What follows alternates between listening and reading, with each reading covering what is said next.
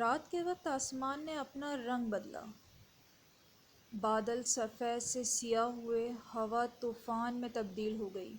بادل پورے زور و شور سے گرجا تو سوئی ہوئی انائزہ ایک چیخ کے ساتھ اٹھی۔ روحان بھی اس کی چیخ سن کر جاگا۔ انائزہ نے لائٹ آن کی اور بیڈ سے بھاگ کر گلاس ہال کی طرف جا کر باہر کا ماحول دیکھنے لگی۔ یا میرے اللہ رحم! وہ ہاتھ جوڑتی ہوئی شدید گھبرائی ہوئی تھی۔ بادل کی ایک اور گرج پر وہ بھاگتی ہوئی بیڈ پر آ بیٹھی۔ روحان حیرت زدہ اس کی طرف دیکھ رہا تھا، کیونکہ وہ انائزہ کو ہر لحاظ سے بہادر لڑکی سمجھتا تھا۔ بادل کے گرجنے کی مسلسل آواز آ رہی تھی۔ انائزہ اپنے کانوں پر ہاتھ رکھے کمفرٹ میں خود کو چھپائے گھس گئی۔ روحان پریشان بیٹھا اسے دیکھ رہا تھا کہ وہ کیا کرے جس سے انائزہ کا ڈر ختم ہو۔ وہ سوچ ہی رہا تھا، روحان، وہ گھبرائی ہوئی آواز میں بولی۔ روحان خاموش رہا تو انائزہ نے اپنا چہرہ کمفرٹ سے باہر نکالا۔ روحان، مجھے بہت ڈر۔ وہ ابھی بول ہی رہی تھی جب پھر سے بادل گرجا اور انائزہ کی چیخ نے روحان کے کانوں کا پردہ پھاڑا۔ روحان، پلیز میرے ساتھ لیٹ جاؤ، مجھے کچھ حوصلہ ہوگا۔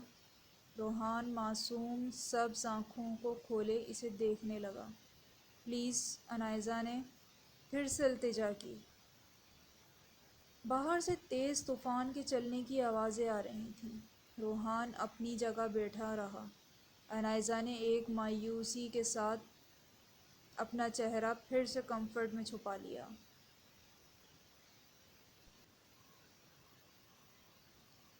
اچانک لائٹ آف ہو گئی۔ انائزہ نے جلدی سے کمفرٹ ہٹا کر دیکھا تو ساتھ ہی بادل گرجا۔ وہ زور سے چیخی اور روحان کا ہاتھ پکڑا۔ روحان، پلیز میرے ساتھ لیٹ جاؤ، مجھے تمہاری ضرورت ہے، مجھے بچپن سے ہی طوفان اور بادل کے گرجنے سے بہت ڈر لگتا ہے۔ وہ شدید پریشانی کی حالت میں بولی۔ روحان کو اب کچھ سمجھ نہیں آ رہا تھا وہ کیا کرے اور کیا نہ کرے۔ جیسے تیسے کر کے وہ خود پر قابو پاتا ہوا اس کے کمفرٹ میں گھس کر لیٹ گیا۔ انائزہ سختی سے اس کے سینے سے چپک گئی۔ روحان نے اس کے وجود کی اس قدر قربت پر اپنے سانس بند کیا۔ اسے اپنے دل میں کچھ ہلچل سی محسوس ہو رہی تھی۔ جیسے بادل گرجے ویسے ویسے وہ روحان کے قریب ہوتی جا رہی تھی۔ انائزہ نے اچانک اپنا ہاتھ روحان کے دل کے مقام پر رکھا۔ دھک دھک دھک روحان کی دھڑکن نے شور مچا رکھا تھا۔ انائزہ نے اپنی بند آنکھوں کو کھولا۔ روحان، اس نے پکارا۔ روحان خاموش رہا۔ روحان، اس نے پھر سے پکارا۔ جی، اس نے جواب دیا۔ تمہارا دل؟ وہ خاموش ہوئی۔ اس کی بات سن کر روحان کے دل نے مزید اسپیڈ پکڑی۔ بادل گرجنا بند ہو گئے تھے۔ اب باہر زور و شور سے بارش ہو رہی تھی۔ انائزہ تو پرسکون ہو گئی، مگر روحان کا حال برا تھا۔ روحان نے اسے ایک بار پھر پکارا۔ اس بار روحان خاموش رہا۔ روحان، وہ پھر سے بولی۔ جی، آخر اس نے جواب دیا۔ ایک بات پوچھوں؟ جی، تمہیں میں کیسی لگتی ہوں؟ انائزہ نے رک کر کہا۔ روحان پریشان ہونے لگا۔ اب وہ اسے کیا جواب دے، کیا نہ کہے، یہ تو جھوٹ ہوگا۔ وہ اور انائزہ کو بھی وہ اچھی نہیں لگے یہ اگر ہاں کہے تو اس نے دل کی بات انائزہ کو معلوم ہو جائے گی۔ بتاؤ نا روحان، وہ پھر سے بولی۔ پتہ نہیں، آخر روحان نے جواب سوچ ہی لیا۔ مجھ سے نہیں پوچھو گے کہ تم مجھے کیسے لگتے ہو؟ روحان فٹ فٹ سے بولا، کیونکہ وہ جانتا تھا انائزہ کی فیلنگز کو۔ کیونکہ وہ پھر سے بولی۔ پتہ ہے، اس نے نہایت معصومیت سے کہا۔ اگلے ہی پل وہ روحان پر حاوی ہوئی۔ انائزہ کے اس عمل پر روحان کا جسم ساکت ہو گیا۔ تو وہ اندھیرا تھا، اس نے شکر ادا کیا، ورنہ روشنی میں اس کا کیا حال ہوتا۔ انائزہ، اس روحان نے آج پہلی بار اس کا نام لیا تھا۔ انائزہ کو اس کی آواز میں اپنا نام پہلی بار اتنا خوبصورت لگا۔ کیا تم نے میرا نام لیا؟ اس کی آواز میں خوشی تھی۔ روحان خاموش رہا۔ پلیز ایک بار اور کہو۔ روحان ان کی اس طرف دیکھ کر بعد بھی خاموش رہا۔ اس نے اندھیرے میں روحان کے چہرے پر ہاتھ پھیرتے ہوئے اس کی پریشانی سے بال ہٹایا اور ہونٹ رکھ دیا۔ انائزہ، وہ پھر سے بولا۔ اب انائزہ کے ہونٹ اس کے ایک رخسار پر تھے اور دوسرے رخسار پر۔ روحان کبھی کسی انسان کے اتنا قریب نہیں آیا تھا کہ ان کے درمیان ذرا سا بھی فاصلہ نہ ہو۔ یہاں تو بات ہی کسی اور قسم کی تھی۔ انائزہ روحان کی تھوڑی کو نرمی سے پکڑ کے چوما۔ روحان اسے کندھے سے پکڑ کر اس کا چہرہ پیچھے کیا۔ انائزہ، مت کرو۔ وہ دھڑکتے دل پر بامشکل قابو پا رہا تھا۔ انائزہ نے اس کے ہاتھوں کو ہٹایا اور اس کے ہونٹوں پر جھکی۔ روحان کے پیروں تلے زمین نکلی۔ وہ کیا کر رہی تھی اسے کچھ سمجھ نہیں آ رہا تھا۔ اسے اس بار کچھ بھی معلوم نہیں تھا، بس کچھ تھا جو روحان کو اس وقت محسوس ہو رہا تھا، ایسا کہ اس نے پہلے کبھی محسوس نہ کیا تھا۔ انائزہ نرمی سے اپنا لمس چھوڑ رہی تھی۔ اس نے ایک ہاتھ روحان کے دل کے مقام پر رکھ لیا۔ روحان نے اسے ہٹانے کی کوشش کی، لیکن اسے اس وقت خود کا بھی ہوش نہ رہا تھا۔ اسے اپنی جان جاتی ہوئی محسوس ہو رہی تھی۔ کچھ دیر بعد وہ سانس لینے کے لیے پیچھے ہوئی تو روحان فوراً پلٹا اور انائزہ بیڈ پر آ گرے۔ روحان، اس نے خمار بھری آواز میں پکارا، روحان پلیز نہیں کرو۔ وہ تیز تیز سانس لے رہا تھا۔ ڈر لگ رہا ہے کیا؟ نہیں تو پھر کیوں نہیں آتے میرے قریب؟ مجھے نہیں معلوم، میں اچھی نہیں لگتی کیا؟ روحان خاموش رہا۔ بتاؤ نا پلیز روحان۔ ایسی بات نہیں تو کیسی بات ہے؟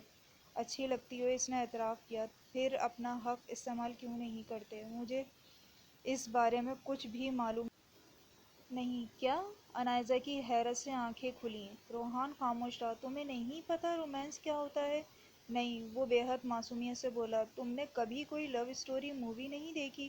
وہ کیا ہوتا ہے؟ اس بار پہلے سے بھی زیادہ معصومیت۔ روحان، آر یو سیریس؟ لاؤنج میں اتنا بڑا ٹی وی ہے، تم نے کبھی نہیں دیکھا کیا؟ یہ پہلے نہیں تھا، مطلب میرے آنے پر لایا گیا ہے؟ جی اف، انائزہ نے اپنا ماتھا پکڑا۔ لیکن تم کیوں نہیں دیکھتے؟ انائزہ نے پوچھا۔ ٹی وی میں انسان ہوتے ہیں، وہ گھبرایا ہوا بولا۔ تو کیا ہماری لائف ایسے ہی چلتی رہے گی؟ روحان خاموش رہا۔ کل تم میرے ساتھ رومانٹک سی مووی دیکھو گے اور انکار بالکل بھی نہیں چلے گا، سمجھے؟ جی، اس نے ہاں تو کر دی، مگر پریشان بھی بہت تھا۔ لائٹ آ گئی اور باہر موسم بھی صاف ہو چکا تھا۔ انائزہ نے لائٹ آف کی اور روحان کو ہگ کے سونے لگی۔ کچھ دیر تک انائزہ سو چکی تھی، مگر روحان کی جان کو لالے پڑے ہوئے تھے۔ سورج کی پہلی کرن نے کمرے میں اپنی آمد کا احساس دلایا۔ انائزہ آنکھیں مسلتی ہوئی اٹھی اور گلاس وال کی طرف دیکھا۔ واہ، آج دھوپ نکلی ہے۔ وہ اچھل کر بیڈ سے اتری اور پوری گلاس وال پر کرٹن کو پیچھے ہٹایا۔ پورا کمرہ روشنی سے نہا گیا۔ روحان نے آہستہ سے آنکھیں کھولیں اور اٹھ کر بیٹھا۔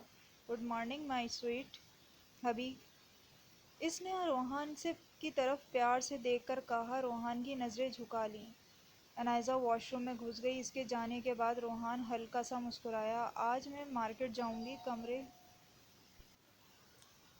کے لیے نیو فرنیچر لینا ہے اور تمہارے لیے شاپنگ بھی کرنی ہے۔ ناشتے کی ٹیبل پر ناشتہ کرتے ہوئے انائزہ نے روحان کو کہا۔ روحان خاموشی سے ناشتہ کرتا رہا۔ اکیلا تم میرے ساتھ چلو گی؟ اچھا بیگم صاحبہ، اس نے جواب دیا۔ ناشتہ کے بعد انائزہ روحان کو پکڑے لان میں لے آئی۔ کتنے دن دھوپ نصیب نہیں ہوئی تھی، وہ خوشی سے بازو پھیلائے بول رہی تھی۔ روحان ادھر بیٹھو، وہ زمین پر جہاں ہریالی تھی، گھاس تھی، وہاں بیٹھ کر بولی۔ روحان خاموشی سے اس کے ساتھ بیٹھ گیا۔ تمہیں پتہ ہے روحان، کالج میں میری ایک دوست تھی، اس کا نام تانیہ تھا۔ ہم فری پیریڈ میں یوں ہی گراؤنڈ میں بیٹھ کر بہت باتیں کیا کرتے تھے۔ اب نہ جانے وہ کیسی ہوگی، پتہ نہیں اس کی بھی میری طرح شادی ہو گئی ہوگی یا نہیں۔ وہ باتیں کرتے کرتے اداس ہو گئی۔ روحان غور سے اس کی طرف دیکھ رہا تھا۔ اس کا فون نمبر نہیں ہے؟ روحان نے اس کی بات پر رد عمل دینا ضروری سمجھا۔ جب میں یہاں آئی تو میرے موبائل میں سم نہیں تھی، شاید پاپا نے نکال لی ہوگی۔ وہ خاموش ہوئی۔ وہ تو مجھے بھول ہی گئے ہیں، ایسے تو کوئی دشمن بھی اپنی بیٹی کے ساتھ نہیں کرتا جس طرح انہوں نے میرے ساتھ کیا۔ انائزہ کی آنکھوں میں آنسو ٹپکنے لگے۔ روحان کو سمجھ نہیں آیا کہ وہ اسے کس طرح تسلی دے۔ جب سے یہاں آئی ہوں ایک بار بھی پاپا نے کال نہیں کی، یہ بھی نہیں خبر لی کہ ان کی بیٹی مر گئی یا زندہ ہے۔ وہ سسکنے لگی۔ روحان نے ایک ہاتھ اس کی طرف بڑھا کر اس کے دونوں رخسار کو شہادت کی انگلی سے صاف کیا۔